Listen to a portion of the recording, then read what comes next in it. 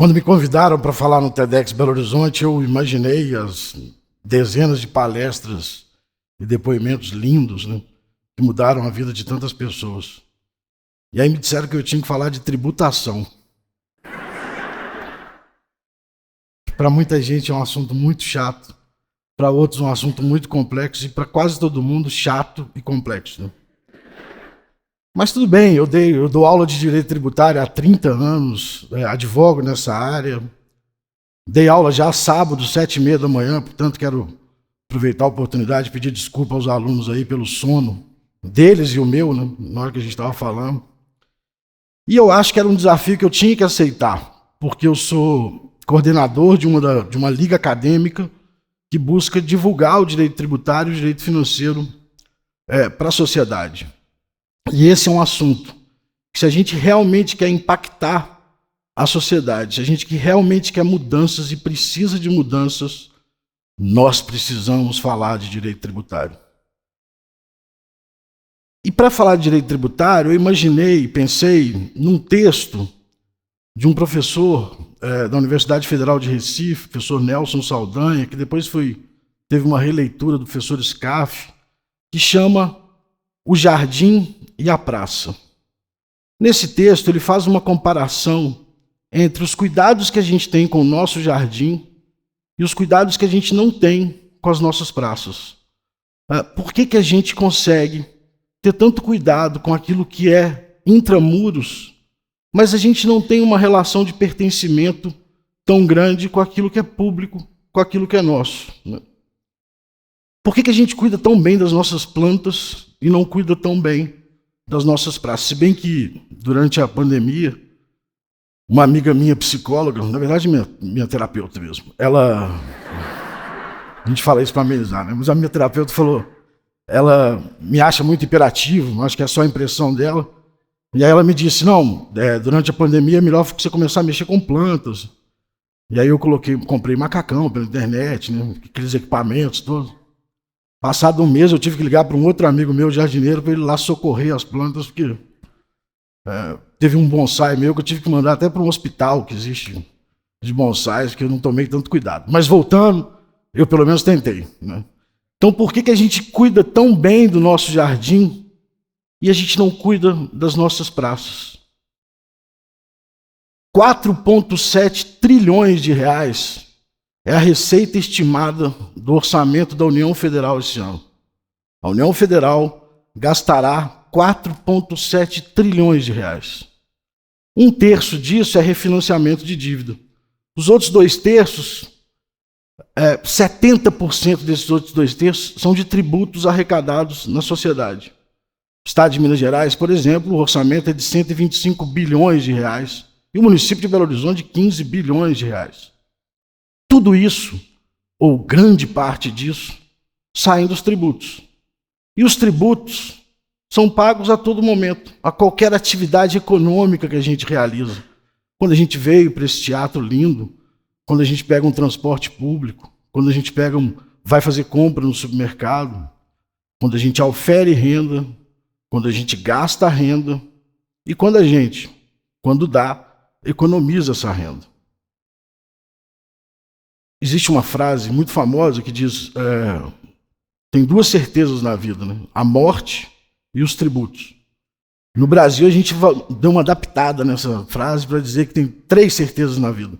A morte, os tributos e os tributos que se paga na morte. Porque quem fica, além da tristeza, da despedida, tem muito tributo a pagar. E a nossa carga tributária hoje é de algo em torno de 34% do PIB. Significa dizer que a gente pega 34% da riqueza que se produz no ano e entrega ao Estado, para que o Estado pratique as suas políticas públicas. Então a primeira discussão que a gente precisa ter é qual é o tamanho do Estado que eu quero, qual é o Estado que eu desejo, para que ele possa realizar, através da arrecadação, esse desejo da sociedade. Nós não podemos imaginar que vai ter tributação mínima e Estado com cobertura máxima. É exatamente essa discussão entre o tributário e o direito financeiro. Arrecadação e gasto. Mas o problema da nossa carga tributária, que está mais ou menos na média dos países da OCDE, é que ela é muito injusta, ela é muito complexa e muito insegura. Por que ela é injusta? Porque metade da carga tributária brasileira vem do consumo.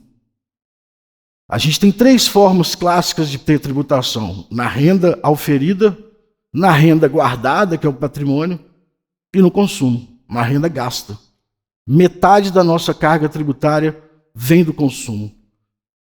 O problema disso é que quando se tributa muito consumo, essa carga tributária fica regressiva, porque não é possível, no consumo, se conseguir aferir quem tem mais, quem tem menos capacidade contributiva. Quando se tributa muito os combustíveis, a energia elétrica, os alimentos, não se sabe para quem está comprando ou consumindo aquele combustível, aquela energia elétrica, aqueles alimentos. Portanto, vai se tributar mais quem menos tem. Tributar o consumo é tributar de maneira muito injusta. E pior do que isso, é retirar pessoas da economia, que giraria e geraria mais tributos. E tributar o consumo tem um segundo problema grave, que todos nós aqui vivemos, que se chama ilusão tributária. A gente não tem a menor ideia quanto que paga de tributo. Porque está tudo embutido num monte de letrinhas para a gente já não entender ICMS, ISS, IPI, PIS, COFINS. Aliás, tinha aluno meu que escrevia CONFINS, que era o aeroporto aqui de Belo Horizonte.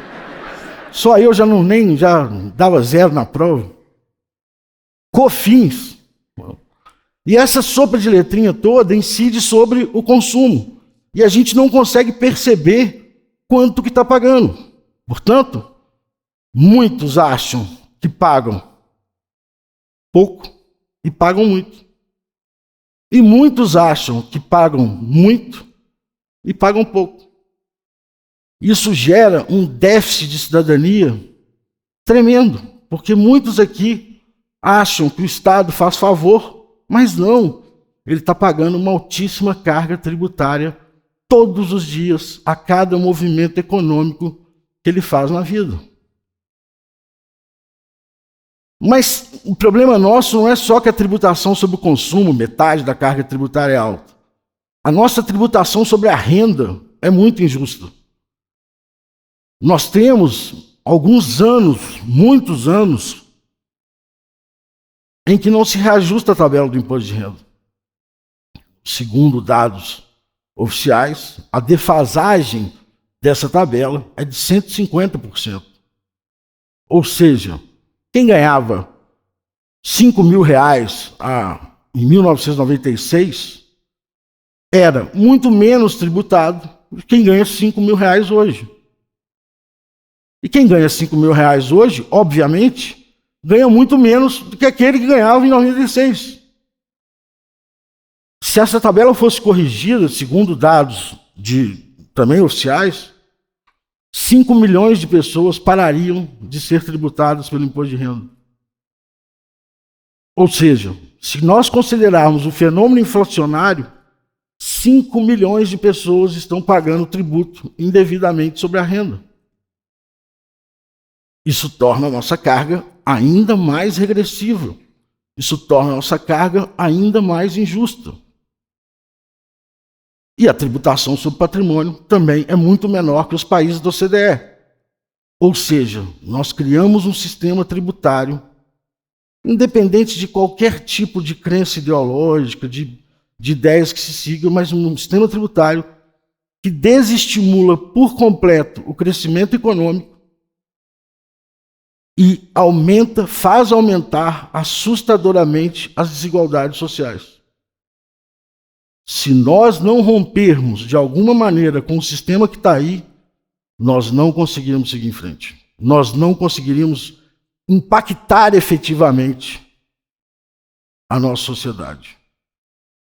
Mas tudo bem, vamos imaginar que a gente tivesse essa carga tributária injusta, mas além de tudo, ela é extremamente complexa. Em processos judiciais administrativos hoje, a gente tem 75% do PIB sendo discutido. 50% das ações que correm no Poder Judiciário têm natureza tributária. Ou seja, além do sistema injusto, a gente ainda gasta muito discutindo a complexidade desse sistema. Nós precisamos de um federalismo mesmo, diante de um país tão continental. Mas imaginem vocês, cada município, cada estado, criando legislações tributárias a todo dia, além da União Federal. Nós atingimos um grau de complexidade que ninguém mais consegue entender esse sistema, nem os tributaristas, né, para dar aula. É um grande desafio. Eu morro de medo de perguntas, porque pode ser que eu não saiba. Né?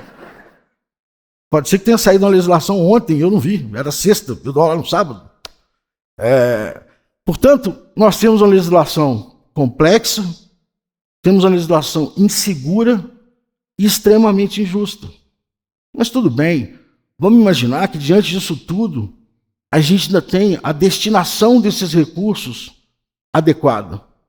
Vamos imaginar que a gente consiga fazer a lei de diretrizes orçamentárias e a lei orçamentária anual, que são votadas todos os anos no Congresso Nacional, nas Assembleias dos Estados e nas Câmaras dos Vereadores, que ali se estabeleçam políticas públicas eficazes. Será que isso acontece? Eu não sei. Ninguém sabe. Porque a sociedade não acompanha o processo do direito financeiro, o processo orçamentário. Nós não acompanhamos o que é feito com aquilo que é retirado da sociedade para se criar um Estado supostamente justo, para que dê ao cidadão uma vida supostamente digna.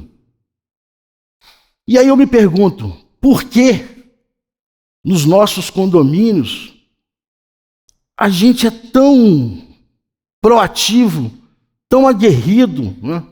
Quando o síndico resolve fazer uma reforma, todo mundo vai na Assembleia, todo mundo dá opinião que não pode mexer ali, tem que mexer ali, não, a prioridade é lá. E por que a gente não faz isso com a nossa praça? Por que o tempo todo a gente se preocupa com coisas que são muito individuais, mas a gente não preocupa com 4,7 trilhões de reais, que são as receitas que serão gastas esse ano na União. 125 bilhões de reais, que são as receitas estimadas para os gastos do Estado de Minas Gerais. E 15 bilhões de reais, as receitas estimadas para os gastos do município de Belo Horizonte. Bom, depois que nós aprendemos em 12 minutos de direito tributário e direito financeiro, vocês podem estar perguntando, e o que nós podemos fazer? Nós podemos, ou talvez nós devemos, criar um conceito de cidadania fiscal. Do mesmo jeito que quando chega a guia do condomínio, a gente vai olhar a prestação de conta, da mesma forma como a gente comparece sempre às reuniões de condomínio, se bem que a última reunião de condomínio eu tentei falar sobre a não vinculação do IPTU com o gasto da rua, e acho que eu não fui muito bem aceito pelos meus vizinhos, que eu não recebi mais nenhuma convocação de reunião de condomínio. Mas, que eu tentei falar de tributário lá. Mas, se a gente faz isso tão bem nos nossos condomínios, nas nossas pequenas comunidades, por que a gente não faz isso também nas nossas grandes comunidades, no nosso município, no nosso estado, no nosso país? O meu chamamento para todos vocês é que a gente passe a cuidar mais das nossas praças, que a gente passe a cuidar mais daquilo que é público. Porque se tem alguma forma da gente construir um futuro, não tenham dúvida, é construir uma praça tão bonita como os nossos jardins. Muito obrigado.